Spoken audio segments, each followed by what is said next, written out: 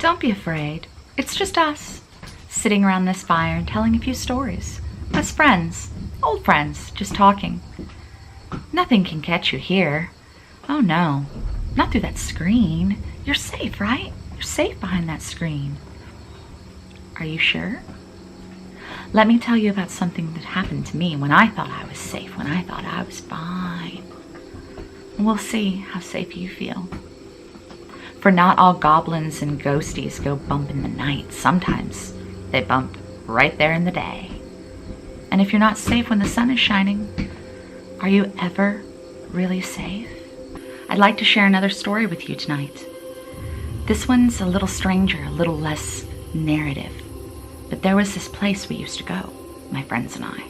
And sometimes I went alone, but not anymore. It was in this woods, behind a little strip center off the railroad tracks in Humble, Texas, where I used to live.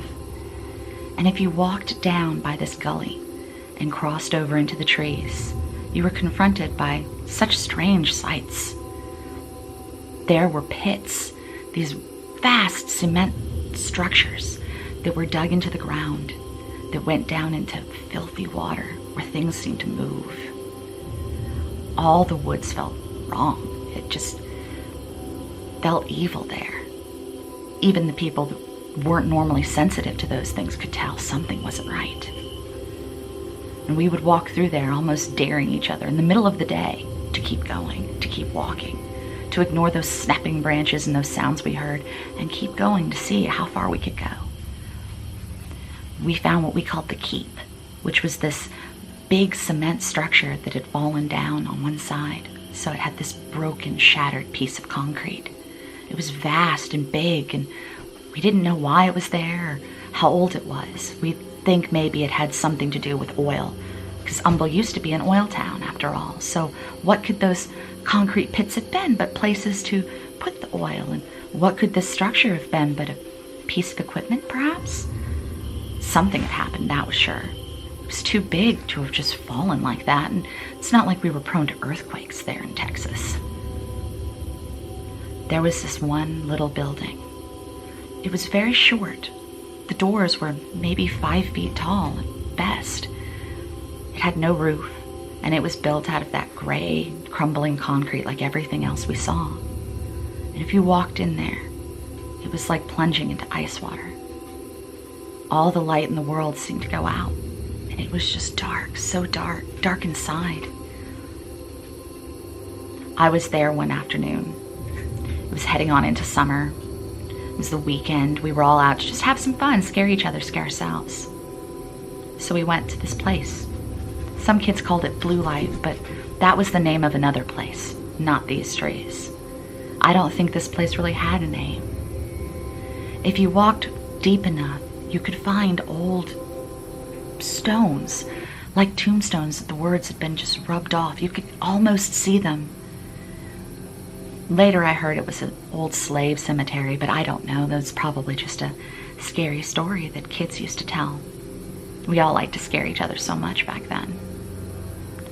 This one day, it was me and another girl, and we were walking through there, and all of a sudden it just got so quiet. We swore we could hear footsteps. Someone large, tall, as their feet just crunched coming after us. We tried to turn and look, but there was nothing there, just these deep shadows under the trees that didn't seem right for the time of year, how bright it was. And then it was like the sun went behind clouds that weren't even there, and it kept getting darker and darker. Our nerve broke and we ran.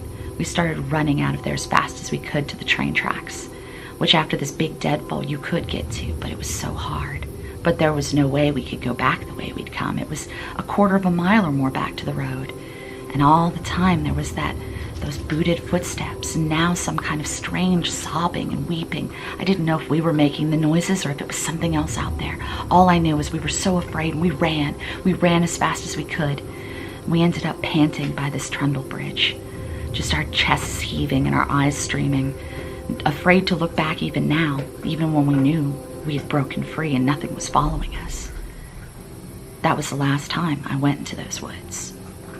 I've had friends Other people try to get me to go back, saying, "Oh, show us this place. Show us this site where you saw all these things," but I will never go there. And I will never take anyone else.